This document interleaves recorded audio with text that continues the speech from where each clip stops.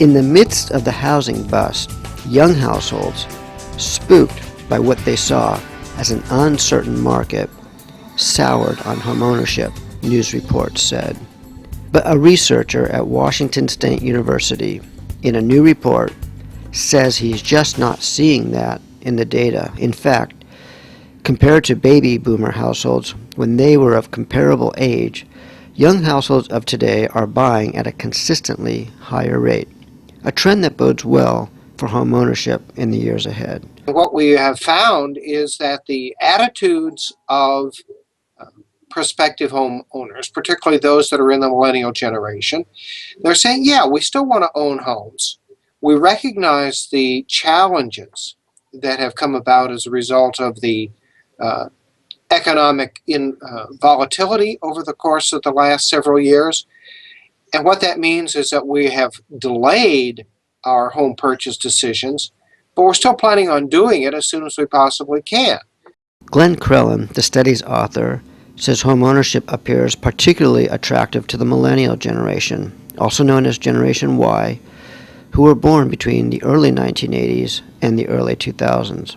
One of the key things that we discovered was that the early edge of the millennial generation actually had higher homeownership rates than the leading edge of the baby boom generation when they were the same age. That is, that they were, and this was even after we had begun to see some of the foreclosure problems. So a huge difference there. And the fact that they were owners at a greater proportion than my generation was at the same age, I think is a very telling statistic. Crellin says he conducted his research using three sources of information: population data from the U.S. Census, data from the American Community Survey, which is also produced by the U.S. Census, and a survey of students enrolled in real estate classes at Washington State University. The three sources of data were consistent in their findings that although younger homeowners were hit disproportionately hard by the recent economic downturn, these households maintain high aspirations to be homeowners. We took a look and did some work with students in my real estate classes at Washington State University. Now, granted, that's a little bit of a biased sample. These are students that had a predisposition to be interested in real estate.